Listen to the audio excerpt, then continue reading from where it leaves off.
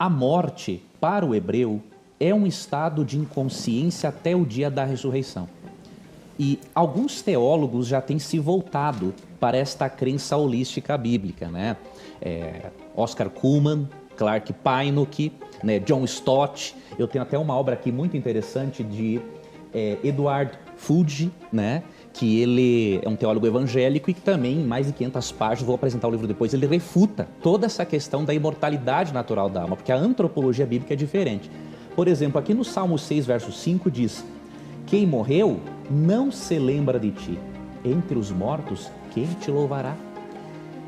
Então, se na morte a pessoa não lembra de Deus, ela não pode estar desfrutando de uma recompensa num lugar intermediário e nem de um castigo no inferno, porque o dia do juízo final ainda não chegou.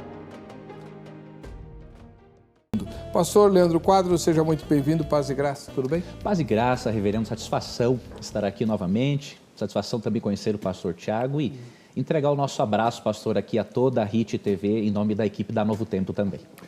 O irmão pastor é a igreja local ou só frequenta? Só frequento. Eu trabalho na Novo Tempo especificamente. Então, qual é o dia e horário de exibição do seu programa?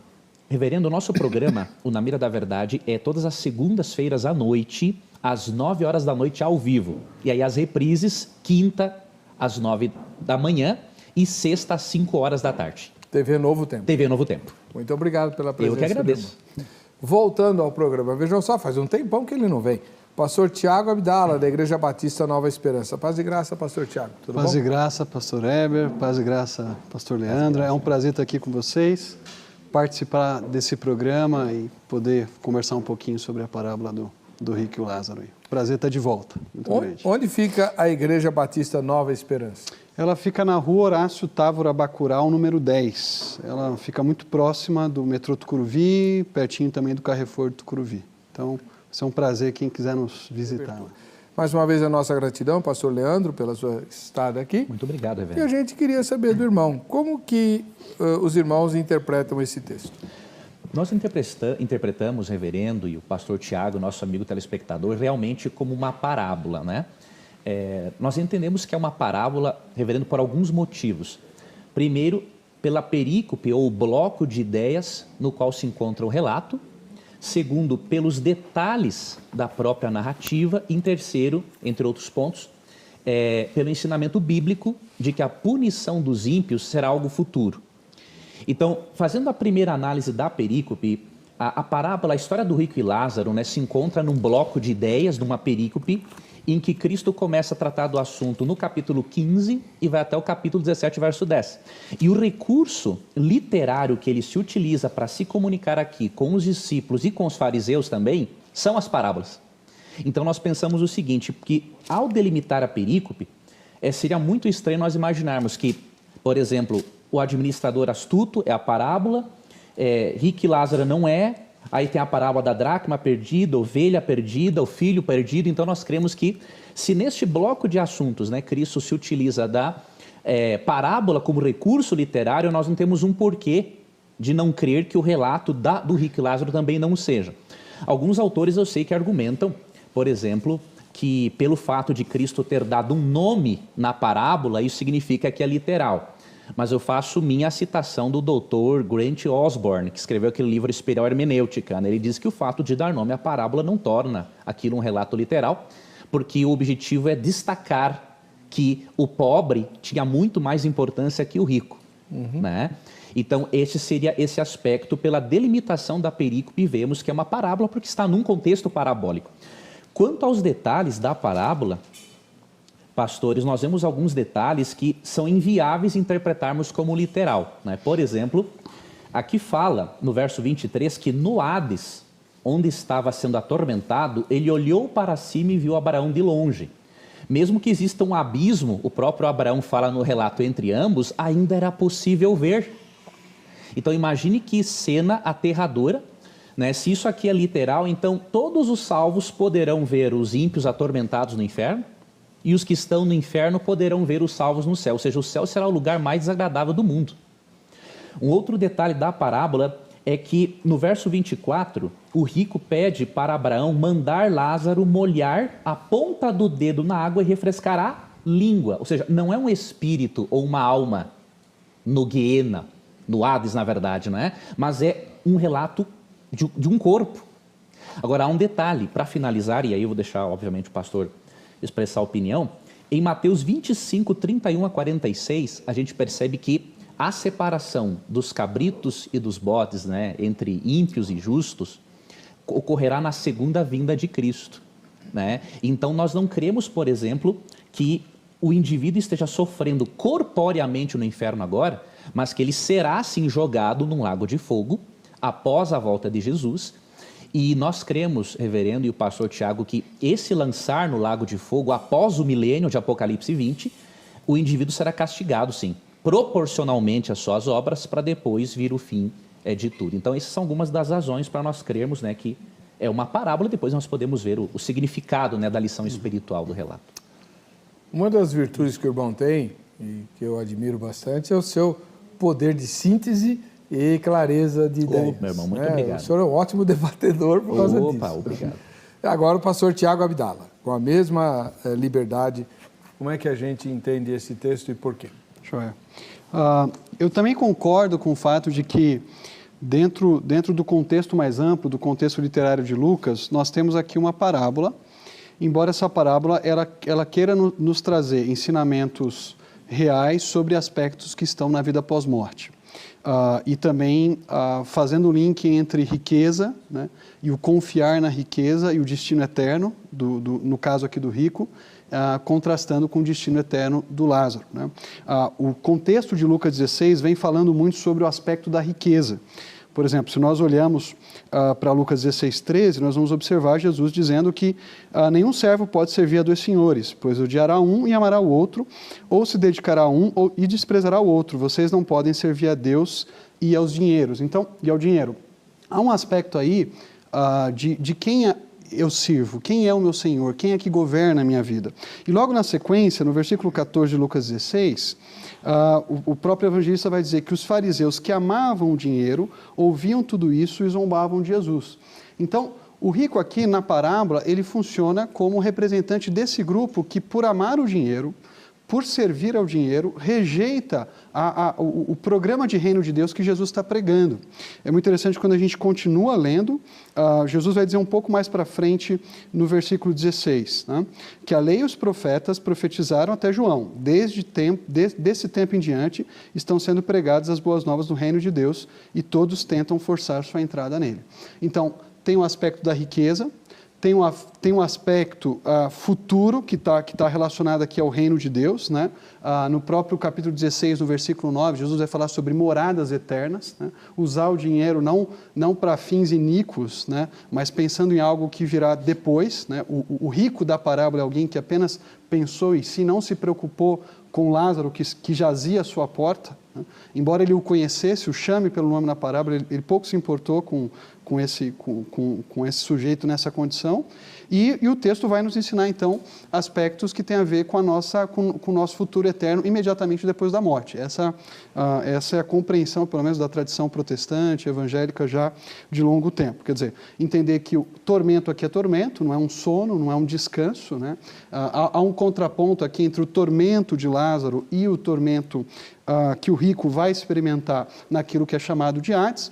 Há um link muito interessante, que é o fato de que o termo Hades, que é usado aqui no versículo 23, que a Vulgata Latina vai traduzir como inferno, né? Daí a nossa palavra inferno, ela vai ser usada lá, por exemplo, no Apocalipse 20, versículos 11, versículos 14, 15, 16. Ali você tem as pessoas que estão no Hades, elas serão jogadas no Guiena, né? Vão ser jogadas no lago de fogo. Então, essas pessoas já sofrem o tormento e sofrerão eternamente quando, depois da vinda de Cristo, forem julgadas e condenadas. Então, por um lado, o rico sofre por ter confiado nas suas riquezas em vez de confiar em Cristo. Por outro lado, o pobre aqui, que não é simplesmente o fato de ser pobre, mas há toda uma programática de reversão de sortes que a gente percebe no Evangelho de Lucas, né?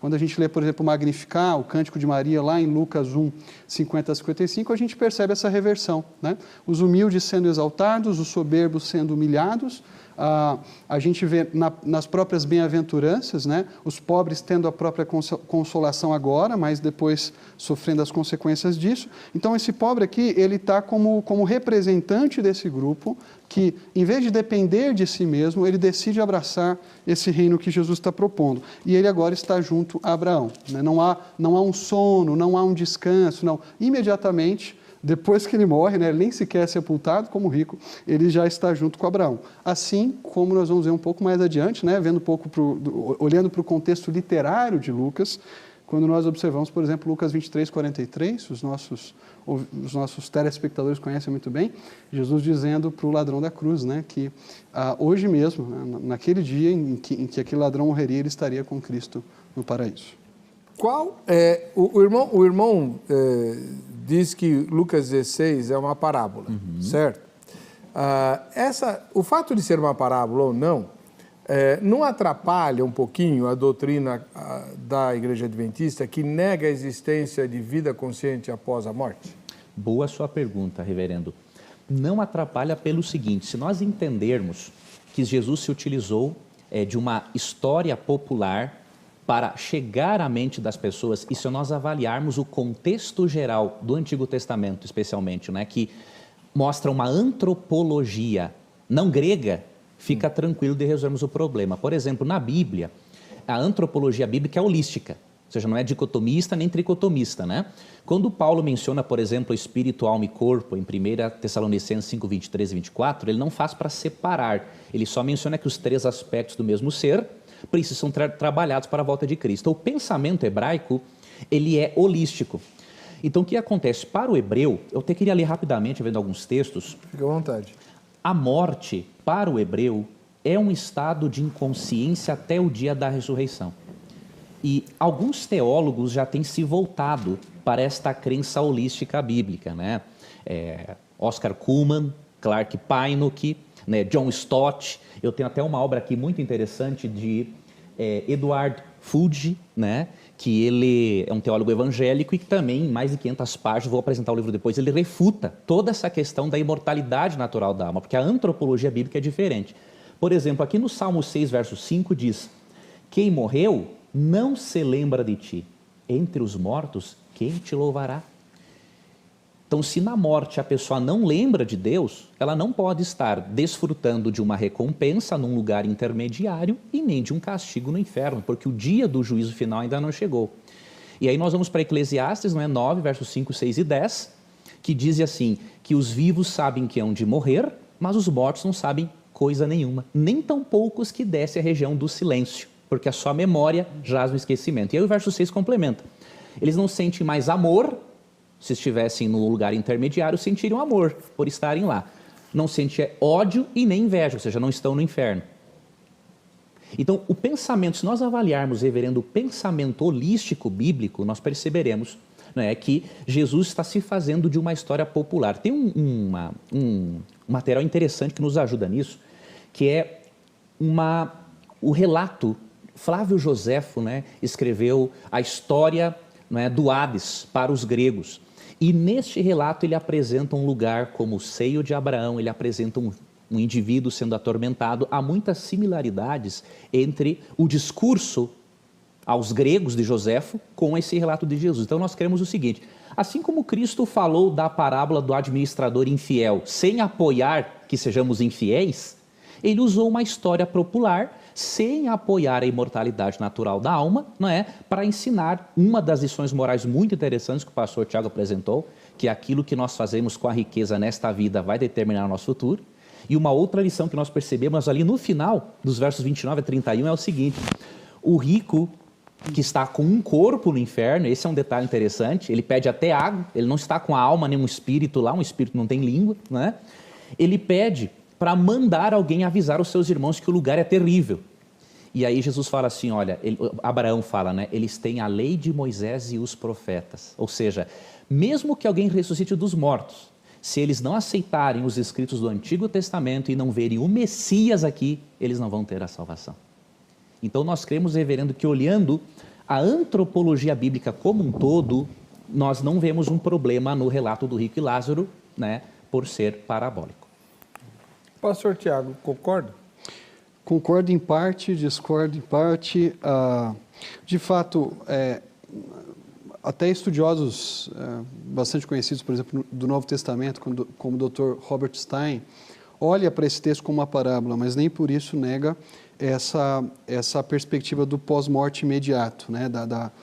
Das pessoas estarem ou na presença de Deus ou estarem distante de Deus sofrendo. Então, o fato de Jesus contar uma parábola, né? O fato de Jesus contar uma história para ilustrar a realidade pós-morte daqueles que ou rejeitam Cristo, que está trazendo o reino de Deus, ou o aceitam, não implica necessariamente falta de valor real nesse texto, né? ou que ele não esteja apontando para uma realidade. A gente pode pensar, por exemplo, Jesus usava nas suas parábolas semeadores, né? Falava de peixes, falava de virgens que acompanhavam um cortejo de casamento. Quer dizer, isso daqui eram elementos concretos que existiam e que são usados por Jesus para trazer um ensinamento.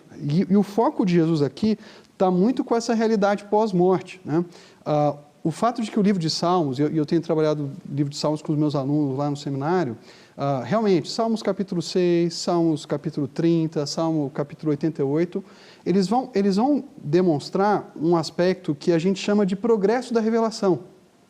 Então, alguns elementos que no Antigo Testamento não estavam tão claros, estavam mais obscuros, à medida que a revelação vai progredindo, eles vão se tornando mais claros e mais nítidos. Por exemplo, quando Deus chega para a mulher lá em Gênesis 3 e diz que o descendente dela pisaria a cabeça da serpente, nós não conseguimos, olhando apenas para aquele texto, já fazer um link direto com a crucificação de Jesus, com a vitória sobre o diabo, com a redenção que Deus traz para os seres humanos. É à medida que a revelação vai progredindo que isso vai se tornando mais claro. Esse é o mesmo aspecto na questão pós-morte. Ainda que isso não fosse tão nítido para os salmistas, à medida que o Antigo Testamento passa, e aí nós chegamos, por exemplo, em Daniel 12, que fala sobre a esperança da ressurreição, a condenação eterna para os ímpios e a salvação eterna dos justos, e isso vai se tornando mais nítido, porque para os salmistas nem expectativa de ressurreição está claro. Então, isso não fundamenta o argumento, por exemplo, dos adventistas, né? Na verdade, a minha forte impressão é que se Ellen White tivesse uma posição diferente, eles chegariam numa posição diferente. Então, eu posso citar bons autores como N. Gruden, posso citar um teólogo reformado como João Calvino, posso citar Tertuliano, posso citar Irineu de Leão, pessoas que criam no sofrimento imediato depois da morte dos ímpios e no consolo, no conforto imediato daqueles que são salvos. A gente pode pensar um pouquinho, por exemplo, no apóstolo Paulo, né? O apóstolo Paulo, lá em Filipenses capítulo 1, versículo 23, esse é um texto importantíssimo, né? Porque ele diz assim, versículo 23 ele diz, e 24, estou pressionado dos dois lados, desejo partir e estar com Cristo, que é muito melhor, contudo é mais necessário por causa de vocês que eu permaneça no corpo. Ou seja, partir do corpo, o que ele vai chamar nesse mesmo contexto aqui de estar ausente do corpo, é estar com Cristo. Então, não existe uma perspectiva de um crente dormindo, né, de uma pessoa sem nenhuma relação com Deus imediatamente após a morte. Nós temos aqui alguém que morre, que parte, que está ausente do corpo, mas que está com o Senhor. Então, 2 Coríntios, capítulo 5, versículo 8, vai nessa mesma direção, né? Se a gente pegar lá, Paulo vai dizer que, ao ser destituído desse tabernáculo, desse corpo, ele estaria com o Senhor Jesus. Então, talvez a pergunta que eu faria para o Leandro Quadros é se Ellen White ensinasse algo diferente, ou se ela pode estar errado nessa questão. Parece que o grau dela, que os adventistas chamam de pequena luz, determina bastante a leitura do texto. Será que um adventista leria o texto bíblico diferente daquilo que Ellen White propôs? Parece que isso determina a leitura deles, né? Em vez de deixar o texto bíblico falar por si só. O senhor vai querer responder a pergunta? Gostaria sim. Uhum. Antes, veja, primeiramente, nós não dependemos, pastor, de Ellen White para defender nenhuma doutrina nossa, né? Tá. Por exemplo, a doutrina do sábado, os adventistas aprenderam com os batismos sétimo dia antes de Ellen White. Que existe até hoje. Que existe até hoje. A doutrina da mortalidade condicional da alma também aprendemos com outras denominações religiosas. Então, nós não dependemos de Ellen White para crer essa visão bíblica. Ela né? pode estar errada? Teologicamente, nos seus escritos? Se esses escritos contradizerem a Bíblia, sim. Mas como até o momento, pastor, Então eu você não crê vi... que ela não é inspirada por Deus? Eu creio que ela é inspirada por Deus. Então, se ela é inspirada, ela não pode estar errada. E doutrinariamente ela não está errada. Nós teremos um tema que... O senhor aceitou fazer esse tema, né? Sim, numa outra ocasião, para discutir graus de inspiração, Exato. profeta então, canônico ou não então canônico. essa seara aí, se Ellen White é inspirada ou deixa de ser, Vamos que é o que entrar você está perguntando, o pastor Leandro, quase para minha surpresa, aceitou vir debater a proposta de um outro irmão aí, e a gente vai então falar disso nesse dia, tá bom? É que me parece que isso influencia muito a leitura de Lucas 16. Os escritos de Calvino não influenciam os calvinistas? Mas eles não têm o poder de inspiração. Eu conheço muitos calvinistas, por exemplo, que discordam de aspectos tanto do ensino de Calvino quanto da própria confissão de Westminster em alguns temas. Ninguém trata Calvino como inspirado por Deus. Aqui tem certo? Eu aprecio muito Calvino, admiro a teologia de Calvino, aprendo demais com Calvino, mas eu não trato Calvino como uma luz menor que vai me dar a chave para entender o texto Aí bíblico. é uma coisa importante, pastor, que tu Você é mencionou. Eu concordo com Você é calvinista? Fala logo. Eu sou cristão, né? Tá bom. E admiro o Só um Calvino. detalhe para continuar nos textos, pastor. A nossa compreensão de Ellen White como luz menor não é para ela servir de intérprete da Bíblia. Por exemplo, ela mesma diz no livro Primeiros Escritos, página 7 e 8, é o seguinte: recomendo-vos, caro leitor, a Bíblia como única regra de fé e prática. Então, nós não usamos ela para essa leitura bíblica. Mas nós vamos discutir isso num A gente outro pode, tópico. sim. Mas ela é imbuída de autoridade, né? Sim, Calvino também. Não é imbuída de Que autoridade. isso? Confissão de fé, não é? Não, confissão de fé Westminster? não. Tá bom. Imbuída de autoridade, não. Tá. Imbuída de No dia autoridade, que a gente não. for discutir os escritos, eu vou estar aqui. Eu queria comentar, reverendo e pastor, a questão da revelação progressiva. Eu concordo com o pastor que há realmente uma revelação progressiva na Bíblia, mas por que eu não concordo em relação à alma após a morte? Porque quando nós vamos para o Novo Testamento, nós percebemos que o ensino a respeito do sono da alma é o mesmo. Por exemplo, você vai em João 11, 11 a 14, Cristo compara a morte a um sono. Não cremos só no sono do corpo, porque a Bíblia não faz separação entre alma e corpo. A ressurreição de Lázaro. Né? Na ressurreição de Lázaro. Em 1 Coríntios 15, 23 e Tessalonicenses 4, 13, Paulo compara a morte a um sono. Né? Então, é a compreensão, Atos 7, 57 e 59. Agora, como que nós explicamos os textos que o pastor citou, por exemplo, de Filipenses 1, 23 e 2 Coríntios 5, 8? Óbvio que o tempo não vai dar para abordar tudo contextualmente, mas em 2 Coríntios, nós temos que entender, primeiramente, para Paulo, quando seria a recompensa. Será que era que ele morresse, partisse, ele já estaria na glória com Cristo? Paulo crê que não. Como não? Vamos ler aqui, reverendo. Fala 2 Timóteo. Tá lá. Nós vamos interpretar. Uma boa cambalhota aí para. Nós vamos interpretar Filipenses 1, 21 a 23, com base na afirmação dele de 2 Timóteo 4, 8. Tá, né? vamos lá. Que diz assim: agora me está reservada a coroa da justiça, que o Senhor, justo juiz, me dará naquele dia. Agora, qual dia? E não somente a mim, mas também a todos os que amam a sua vinda. Certo. Então, nós não cremos numa lógica, por exemplo, a alma vai para um lugar intermediário, recebe a recompensa. Aí, no dia da ressurreição, essa alma desce para o corpo para só depois receber a coroa. Não, nós cremos que a recompensa é na volta de Cristo. Então, quando ele fala partir e estar com Cristo, é óbvio, a pessoa quando morre, mesmo estando inconsciente, se ele é um filho de Deus, ele pertence a Deus. Mas nós cremos que o estar com Cristo, literalmente, presencialmente, é na volta de Jesus. Porque 2 Timóteo 4,8 diz que a coroa da justiça é dada naquele dia. E Hebreus 11, 39 e 40 diz que nenhum dos heróis da fé ali mencionados que experimentaram a morte, eles receberam a recompensa. Pelo contrário, diz ali Hebreus 11, 39 e 40 que eles vão ser aperfeiçoados conosco, porque Deus não vai dar a recompensa em momentos diferentes para nós e eles. É tudo na volta de Jesus. Tá. Aliás, esse é um ótimo texto para temas. Hebreus 11, 39 e 40. Isso. Ótimo. Já tenho o tema para minha reunião de pauta. Tá bom. Tem tempo ainda, Angélica? Tá. Pastor. Eu acho que isso não explica o fato de que Paulo fala que estar ausente do corpo é habitar com o Senhor. Né? Paulo não fala de uma condição de sono, não fala de uma condição de total inoperância, vamos dizer assim, da alma, mas fala de uma presença com Cristo, de estar com Cristo, e que é muito melhor. Eu fico pensando, o que é melhor, ficar dormindo ou desfrutar da comunhão com Deus, ou desfrutar da comunhão com o Senhor Jesus Cristo? É óbvio que Paulo está fazendo um contraste aqui entre a vida no presente, onde ele ainda não desfruta de maneira plena da sua comunhão com o Senhor, porque ele ainda está num corpo falho, ele é um homem pecador, mas estando definitivamente com Cristo, ele vai estar imediatamente na presença de Deus. Por isso que ele pode dizer que estar ausente do corpo é habitar com o Senhor, ou partir é melhor porque ele vai estar com Cristo Jesus, né? E o ponto que eu acho que os adventistas também não tratam com um pouco mais de cuidado aqui no texto, é esse contraste de agonia e de não agonia. Quer dizer, se fosse um sono, por que não retratar Lázaro dormindo na porta do rico? Afinal de contas, se o tema é o sono da alma, se é isso que acontece imediatamente, por que não tratar assim? E me surpreende, por exemplo, você falar que é um texto metafórico, né, mas levar muito a sério a ideia da língua, né?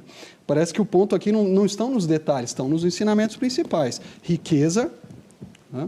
Confiança na riqueza, destino eterno distante de Abraão, né? Aqui a gente tem que remeter lá a Lucas capítulo 3, versículo 8, quando João Batista vai dizer para os judeus, olha, vocês se dizem filhos de Abraão, mas Deus pode levantar dessas pedras filhos de Abraão.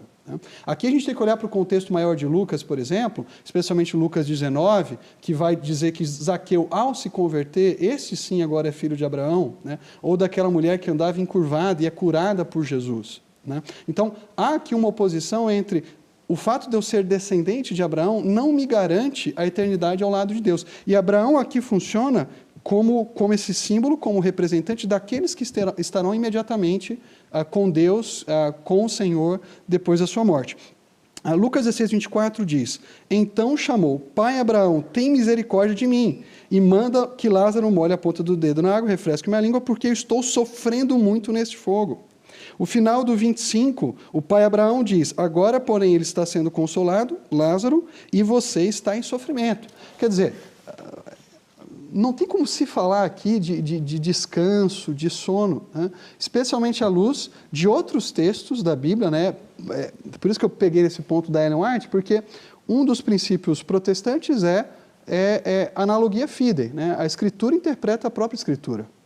Eu não preciso recorrer a algo externo, né? A Escritura me joga clareza nisso. Filipenses 1:20, 2 Coríntios 5, Lucas 23, 43. E a questão do sono é muito interessante. Trata-se metaforicamente lá, mas não trata do ponto. Jesus está dando Jesus precisa quase que fazer pegar um boneco, né, e explicar para os seus discípulos o que ele está querendo dizer quando ele diz que Lázaro está dormindo. Uhum. Né? O ponto ali não é um dormir literal, tanto que os discípulos não entendem. Se ele está dormindo, então tudo bem. Não é um dormir literal. Ele está morto, mas eu vou agir agora para ressuscitá-lo. O dormir ali simplesmente indica a limitação de tempo dessa morte. Eu tenho que chamar um intervalo. Okay. No próximo bloco, que vai ser o último, o pastor Leandro Quadros vai responder essas coisas e dizer qual é o ensinamento da parábola, por que Jesus usaria uma história não real, né? Uma história conhecida, porém mentirosa nos aspectos essenciais sobre a vida após a morte.